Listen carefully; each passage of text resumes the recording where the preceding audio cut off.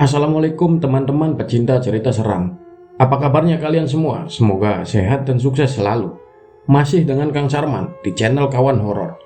Malam ini, Kang Carman akan menceritakan sebuah kisah horor dari akun Twitternya @hororpsikologis. Berjudul asli, Penginapan di Jalan Sepi. Sebuah perjalanan pulang malam melintasi pedesaan asing. Hingga mereka kehilangan sinyal GPS. Dan mereka pun kehilangan arah. Lantas, apa yang akan terjadi? Langsung saja kita simak cerita selengkapnya. Dan buat kalian, jangan pernah dengarkan cerita ini sendirian, karena mereka sangat senang dibicarakan. Malam mulai turun ketika Dika, Adit, Maya, dan Siska melaju di jalanan pedesaan yang asing. Suara gemuruh mesin motor mereka menjadi satu-satunya memecah keheningan di antara pohon-pohon yang menjulang gelap. Mereka baru saja pulang dari acara motoran di luar kota. Namun, mendadak sinyal GPS mereka hilang dan jalan yang mereka lalui semakin tak menentu. Lampu-lampu jalan menghilang, menyisakan hanya bayang-bayang pohon yang meliuk sepanjang jalan, menambah suasana mencekam. "Adit, beneran ini jalan yang harus kita lalui?" tanya Siska dengan nada panik, mencoba melihat ke arah Adit yang berada di depan. "Sial, kok bisa nyasar begini?" Adit mengeluh sambil memperlambat laju motornya. Angin dingin menyapu wajahnya, menciptakan perasaan ganjil seolah-olah ada sesuatu yang mengikuti mereka di jalanan itu. Dika yang duduk di belakang bersama Maya mengeluarkan ponselnya dan mengutak-atik layar yang kosong. "GPS tidak mau menyala, sepertinya tidak ada sinyal di sini," ujarnya frustasi. Maya merapatkan tubuhnya ke Dika, merasakan hawa dingin yang semakin menusuk. "Kita harus cari tempat istirahat. Aku sudah capek banget," katanya dengan suara lelah, memeluk punggung Dika erat-erat. "Sepertinya tidak ada pilihan lain. Kita terus saja dulu sampai ketemu jalan besar," jawab Dika sambil melajukan motor sedikit lebih cepat. Setelah berkendara selama hampir 1 jam tanpa ada tanda-tanda kehidupan, tiba-tiba mereka melihat sebuah bangunan kecil di tepi jalan. Papan kayu usang yang tergantung di depan bangunan itu bertuliskan, "Penginapan Malam Tenang." Meski tulisan di papan itu tampak kabur, lampu yang menyala di teras memberikan sedikit rasa aman di tengah kegelapan pekat yang menyelimuti mereka. "Itu apa? Penginapan ya?" Adit bertanya, menghentikan motornya dan menatap bangunan tersebut dengan mata lelah. "Sepertinya iya, kita coba saja," balas Dika sambil menurunkan standar motornya. "Daripada keliling-keliling tidak jelas di jalanan sepi begini." Siska menatap bangunan tua itu dengan ragu. "Kok sepertinya angker ya? Kamu yakin kita mau nginap di sini?" "Tapi kita tidak ada pilihan lain, Sis," jawab Maya sambil mengelus punggung Siska untuk menenangkannya. "Sudah malam dan kita butuh istirahat." Akhirnya, dengan rasa lelah dan sedikit was-was, mereka semua setuju. Dika memimpin rombongan menuju pelataran penginapan. Bangunan itu tampak tua dan sepi, namun pintu depannya terbuka lebar, seolah-olah siap menerima tamu kapan saja. Dari dalam, cahaya remang-remang terlihat, memberikan kesan hangat yang menggoda. "Ayo cepetan masuk, aku sudah tidak tahan lagi di luar," ajak Siska dengan suaranya yang bergetar sedikit. Rasa dingin dan kelelahan membuatnya ingin segera masuk ke tempat yang lebih hangat. Di dalam, suasana penginapan terasa kuno. Meja resepsionis kayu dengan ukiran-ukiran tua, kursi rotan yang sudah lusuh, dan dinding yang dipenuhi lukisan-lukisan tua yang tampak usang. Di belakang meja resepsionis, seorang wanita tua berdiri, mengenakan baju tradisional dengan senyum tipis di wajahnya. Matanya tajam, penuh rahasia, menatap mereka dengan pandangan yang sulit diartikan. "Selamat datang anak-anak," ucap wanita tua itu dengan suara lembut tapi sedikit menyeramkan. "Kalian datang tepat waktu. Malam ini akan sangat tenang." Dika merasakan bulu kuduknya meremang, namun mereka semua terlalu lelah untuk memprotes atau bertanya lebih jauh. "Terima kasih, Bu.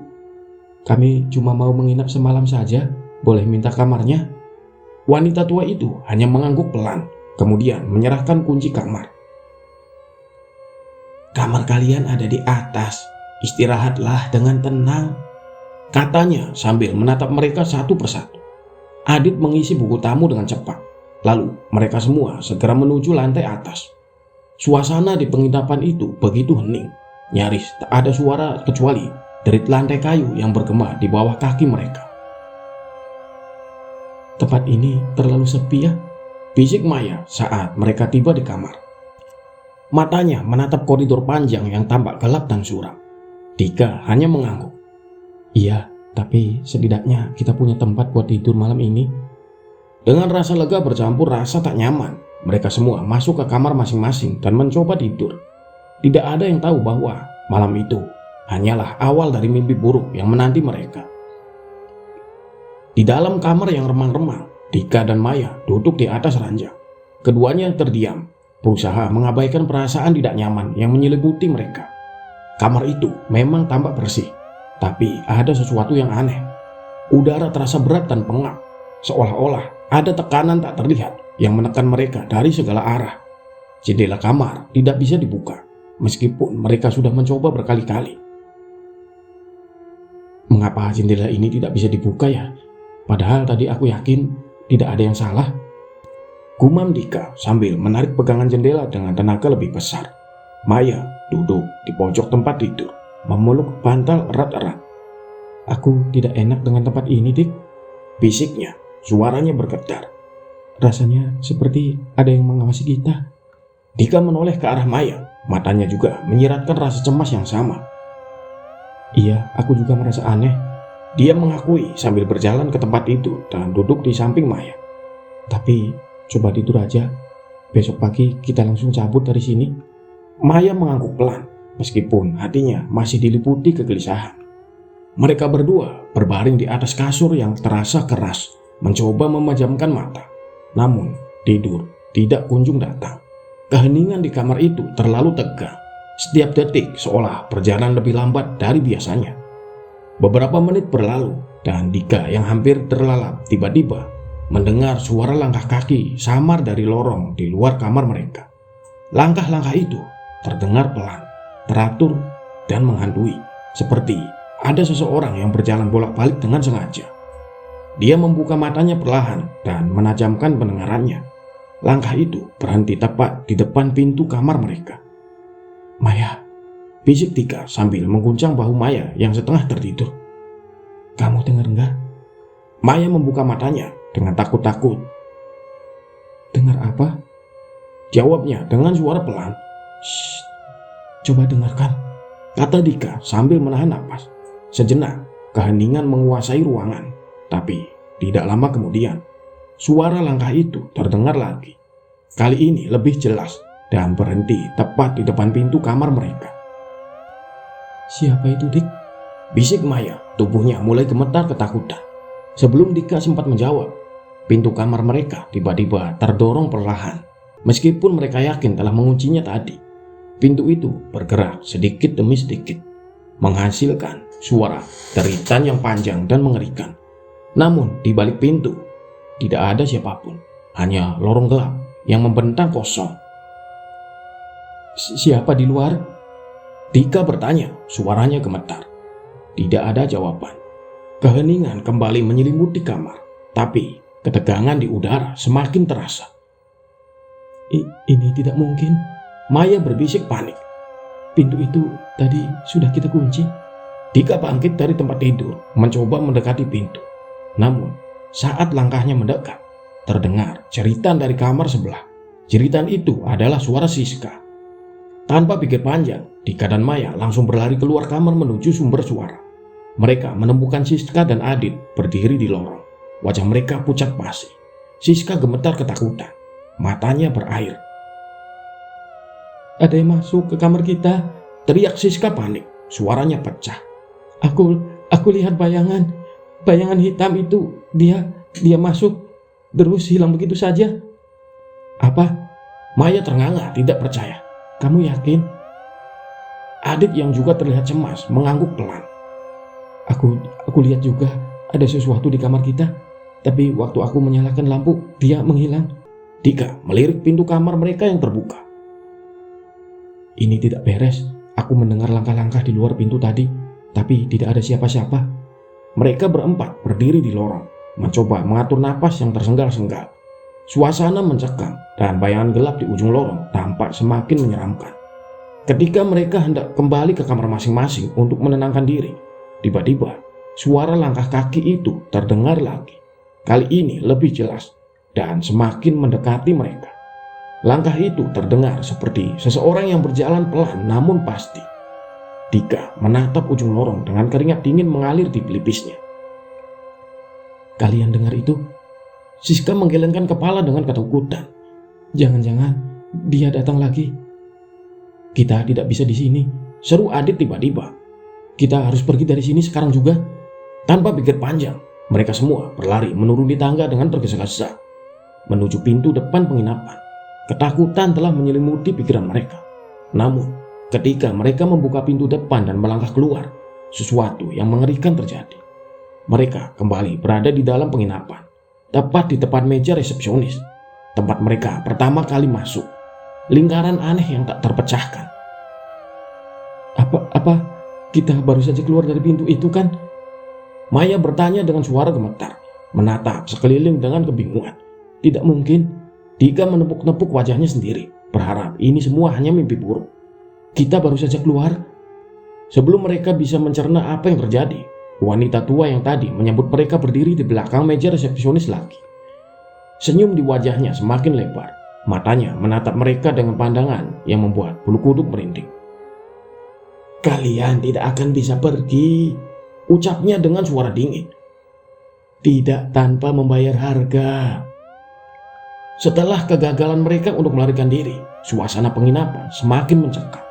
4 sekawan itu merasa seolah-olah terjebak dalam lingkaran waktu yang tidak bisa dipecahkan. Setiap kali mereka mencoba keluar, mereka selalu kembali ke titik awal yang sama, seperti dipermainkan oleh kekuatan yang tidak terlihat.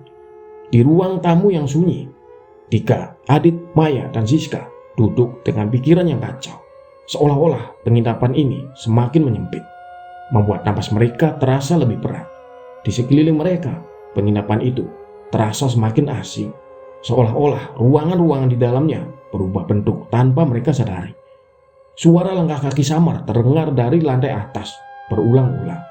Mereka sudah mencoba mencari sumber suara itu, tapi hasilnya nihil. Tidak ada siapapun di sana. "Sepertinya kita bukan satu-satunya tamu di sini." Adit membuka pembicaraan dengan suara pelan. Matanya tak lepas dari langit-langit di atas mereka. Maya menggigit bibirnya.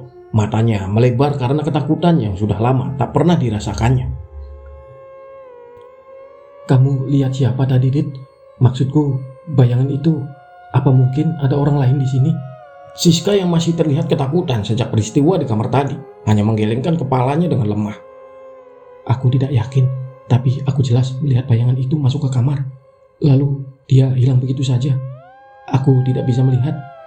Aku nggak bisa melihat dengan jelas siapa orangnya. Rasanya tidak seperti orang biasa." Dika menghela napas berat, mencoba meredam kegelisahannya. "Ini tidak masuk akal. Setiap kali kita coba keluar, kita malah balik lagi ke tempat yang sama. Seolah-olah penginapan ini tidak mau kita pergi." Keheningan sesaat menyelimuti mereka. Tidak ada yang berani bersuara karena mereka tahu, tidak peduli seberapa keras mereka mencoba, penginapan ini seperti memiliki kendali penuh atas waktu dan ruang. Tiba-tiba, angin dingin bertiup dari arah lorong, menyelusup melalui celah-celah pintu. Angin itu membawa serta bisikan-bisikan halus yang tidak bisa mereka pahami, seperti suara banyak orang berbicara dalam bahasa yang asing. Maya mencengkeram lengan Dika lebih erat, tubuhnya gemetar. Adit dan Siska saling bertatapan dengan ngeri, merasakan ada sesuatu yang semakin mendekat. "Kita tidak bisa tinggal di sini. Ada sesuatu yang salah dengan tempat ini," ujar Dika tegas, mencoba tetap berpikir logis di tengah kepanikan yang melanda. "Aku tidak tahu bagaimana, tapi kita harus mencari jalan keluar." Sebelum mereka sempat merencanakan langkah berikutnya, wanita tua yang selalu berada di balik meja resepsionis itu tiba-tiba muncul lagi. Kali ini, tatapannya jauh lebih intens, seolah-olah dia tahu betul apa yang sedang mereka rasakan. "Penginapan ini punya aturan, anak-anak," ucapnya dengan suara dingin. "Tidak ada yang bisa pergi sampai waktunya tiba." Adit yang sudah mulai putus asa dan marah berdiri mendekat ke meja resepsionis. Wajahnya memerah karena campuran emosi takut dan frustasi. "Apa maksudmu? Apa yang kamu sembunyikan dari kami?" tuntutnya dengan nada keras, meskipun hatinya sendiri diliputi kecemasan. Wanita tua itu hanya tersenyum kecil. Tawa pelannya semakin menambah suasana misteri. "Penginapan ini tidak pernah kosong," katanya dengan suara tenang. "Tamu-tamu selalu ada. Mereka hanya tidak selalu terlihat." Mata Dika, Maya, Adit, dan Siska menatap tajam ke arah wanita tua itu. Tetapi mereka tak bisa menemukan jawaban yang pasti dari ekspresinya. Saat bisikan yang tak mereka mengerti tadi semakin keras, Siska menutup telinganya, berusaha menghentikan suara-suara itu dari menghantui pikirannya. "Apa maksudmu, tamu-tamu yang tidak terlihat?" bisik Maya dengan ketakutan.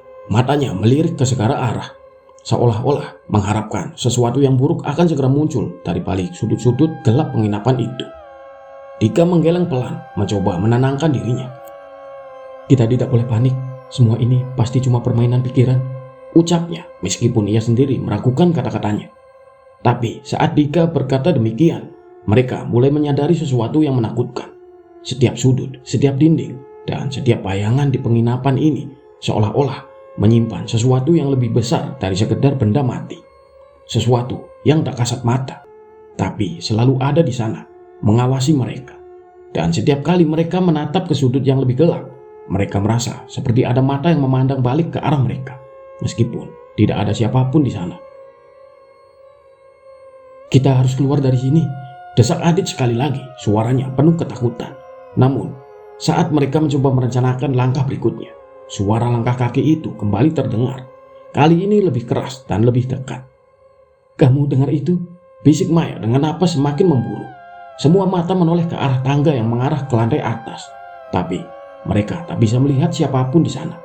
Suara langkah itu semakin mendekat, dan tiba-tiba pintu-pintu kamar di lantai atas mulai terbuka dan tertutup dengan sendirinya. Satu persatu, Dika menelan ludah dengan susah payah. "Kita tidak sendirian di sini." Malam semakin larut, dan entitas-entitas yang tak terlihat mulai menunjukkan keberadaannya dengan lebih nyata.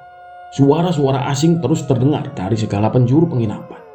Lorong-lorong yang tadi terasa biasa kini tampak semakin suram, dengan bayangan-bayangan yang bergerak cepat di sudut mata mereka. Setiap sudut kini seakan hidup, menjebak Dika, Maya, Adit, dan Siska dalam ketakutan yang tak berujung.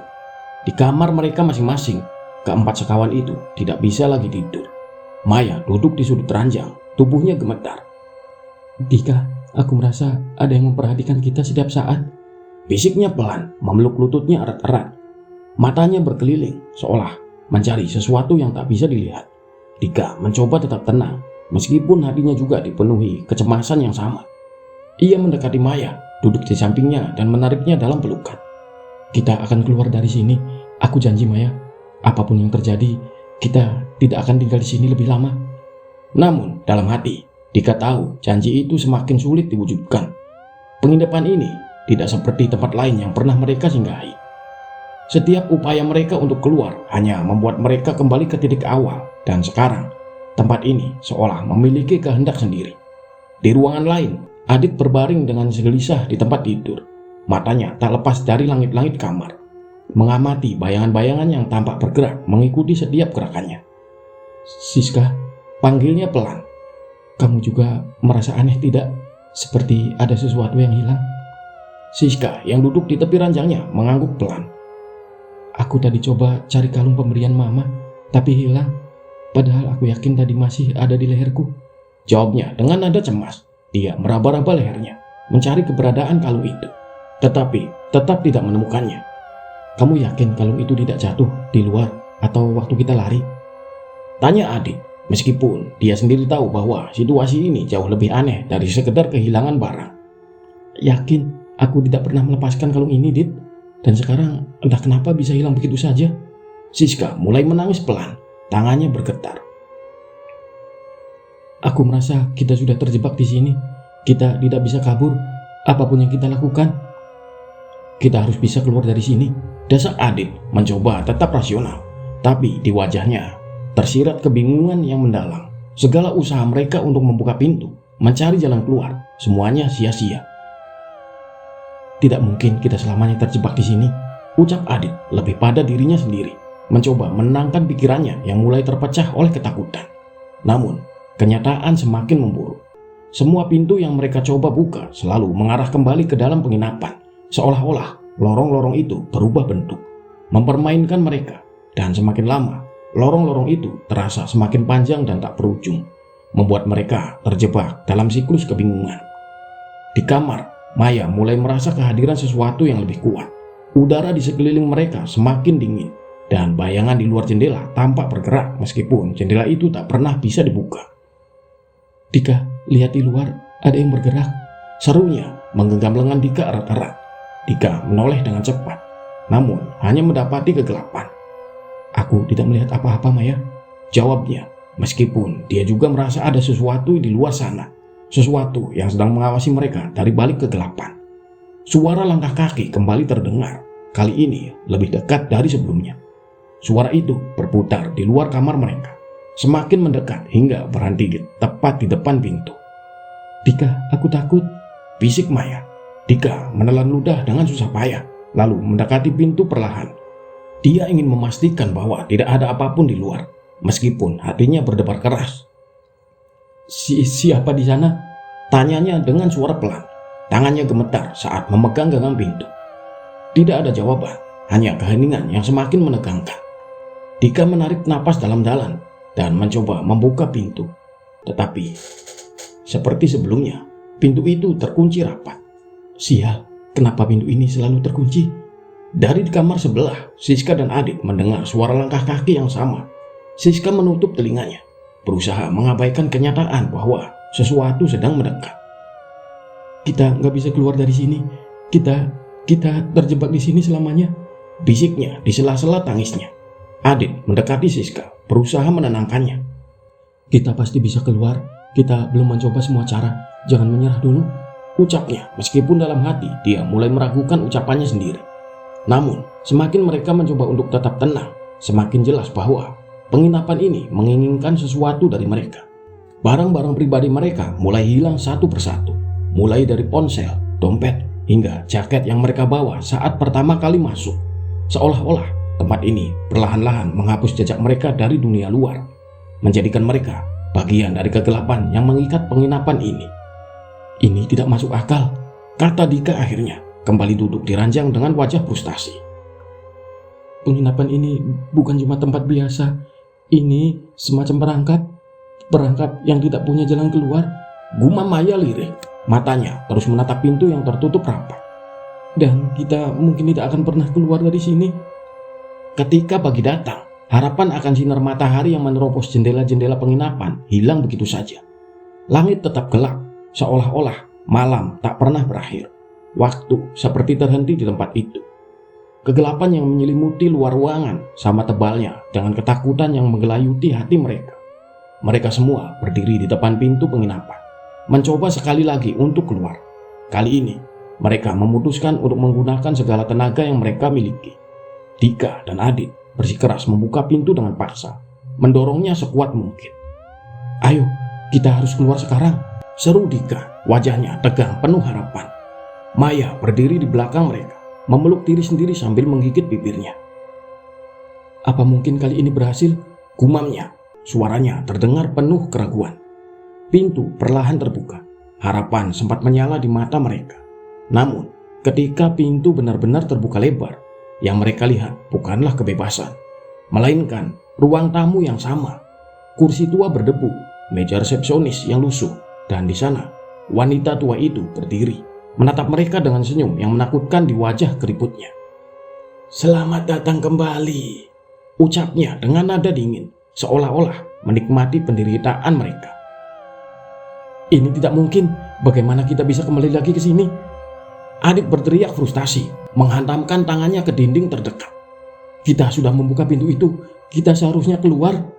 Siska mulai menangis terisak-isak, memeluk dirinya lebih erat. "Kita tidak akan pernah keluar dari sini. Kita terjebak." Dika mencoba menenangkan mereka. "Tunggu, tenang. Mungkin ada cara lain. Kita belum menyerah," katanya. Meski dalam hatinya, dia mulai merasakan kepanikan yang sama. Dia menatap wanita tua itu dengan marah. "Apa yang sebenarnya kamu inginkan dari kami?" Wanita tua itu tersenyum tipis. Bibirnya bergerak perlahan saat ia berbicara dengan nada yang membuat bulu kuduk mereka berdiri. "Kalian belum siap untuk pergi," katanya dengan suara dingin penuh teka-teki. "Tidak ada yang pergi dari sini sampai mereka menerima tempat ini sebagai rumah baru mereka." "Tidak mungkin, kami tidak akan tinggal di sini. Kami akan keluar dari sini, apapun caranya." Adit kembali berteriak, amarahnya semakin memuncak. Namun, wanita tua itu hanya tertawa pelan. Suara tawanya menggema di seluruh ruangan, menambah kesan seram. "Kalian pikir bisa kabur? Penginapan ini bukan hanya bangunan biasa. Ia hidup, dan ia selalu menerima tamu baru. Dan kalian sekarang adalah bagian dari keluarga kami." Siska memandang wanita itu dengan wajah ngeri. "Apa maksudmu? Apa ini semua?" "Penginapan ini adalah perangkap abadi," jawab wanita tua itu dengan nada tenang tapi mengerikan. "Setiap jiwa yang datang ke sini tidak pernah benar-benar pergi. Mereka yang terlihat di sekitar kalian adalah tamu-tamu sebelumnya yang seperti kalian mencoba melirikkan diri. Sekarang mereka hanyalah bayangan-bayangan yang mengawasi, menunggu giliran mereka untuk pergi. Tapi tak seorang pun yang bisa benar-benar pergi." Maya mundur beberapa langkah, wajahnya pucat masih. "Jadi ini artinya kita akan terjebak di sini selamanya?" Wanita tua itu mengangguk dengan tatapan penuh kepuasan. "Iya, kalian sudah menjadi bagian dari kami sekarang. Setiap usaha untuk pergi hanya akan membawa kalian kembali ke tempat ini. Tidak ada yang bisa mengalahkan penginapan ini. Kalian adalah tamu abadi." Dika merasa lututnya melemas mendengar kata-kata itu. Ia menyela keringat dingin di dahinya dan memandang Adit yang kini berdiri dengan pandangan kosong. "Adit, kita tidak boleh menyerah. Pasti ada jalan keluar. Kita cuma belum menemukannya." Adit menggelengkan kepala, frustasi. "Kita sudah mencoba semua cara. Semua pintu mengarah kembali ke tempat ini. Ini tidak masuk akal." Wanita tua itu berbalik, menghilang di balik meja resepsionis, meninggalkan mereka dalam keheningan yang membekukan. Dika memandang sekeliling, mencoba mencari tanda-tanda apapun yang mungkin bisa menjadi petunjuk. Tapi ruangan itu tetap sunyi, hanya dihantui oleh keputusasaan. "Jadi apa yang kita lakukan sekarang?" tanya Maya dengan suara parau, memandang ke arah Dika seolah-olah dia mengharapkan jawaban. Namun Dika tidak punya jawaban. Ia hanya bisa berdiri di sana, merasakan beban situasi yang mereka hadapi semakin menekan. Siska masih menangis, berbisik, Aku cuma mau pulang. Aku tidak mau di sini." "Kita semua mau pulang, sis." Dika mendekatinya dan mencoba menenangkannya. "Tapi kita harus kuat. Kita harus cari jalan lain." Namun dalam hati, Dika dan yang lainnya tahu bahwa harapan untuk keluar semakin tipis. Setiap usaha yang mereka lakukan hanya mengembalikan mereka ke tempat yang sama. Penginapan ini bukanlah tempat biasa. Itu adalah perangkap, sebuah siklus tanpa akhir yang memerangkap jiwa-jiwa yang masuk ke dalamnya. Dan dalam keheningan malam yang abadi, mereka menyadari bahwa mereka telah menjadi bagian dari tamu-tamu penginapan yang tak pernah pergi. Selamanya terjebak dalam lingkaran horor, di mana cahaya tidak pernah datang dan waktu berhenti berjalan. Selesai teman-teman. Iya, ternyata Dika, Adit, Siska, dan Maya terjebak selamanya di sana ya. Sangat sulit dibayangkan apa yang sebenarnya terjadi di tempat itu. Kang Charman pikir mereka akan menemukan jalan keluar saat pagi menjelang. Tapi ternyata tidak ya teman-teman. Di penginapan itu seolah waktu berhenti. Tak pernah datang cahaya siang, hanya malam gelap menyelimuti. Sebenarnya tempat macam apa itu? Jujur, Kang Charman menyimpulkan secara pribadi nih, kalau tempat itu merupakan tempat penumbalan. Ya, yang sengaja dibuat oleh pelaku pesugihan untuk mencari tumbalnya dari sana. Ya, itu sih cuma asumsi pribadi ya teman-teman. Buat teman-teman yang punya pendapat lain, boleh komen-komen di bawah, kita diskusikan sama-sama. Sebenarnya fenomena apa yang sebenarnya terjadi dan bisakah mereka keluar dari sana? Baiklah, mungkin itu saja cerita malam ini. Dan Kang Charman mohon maaf apabila ada salah baca dan pengucapan saat membawakan cerita ini. Dan semoga dari kisah ini kita semua dapat mengambil pelajarannya. Kita ambil baiknya dan buang buruknya. Semoga kita semua selalu dalam lindungan Allah Subhanahu wa Ta'ala. Dan akhir kata, wassalamualaikum warahmatullahi wabarakatuh. Salam kawan horor.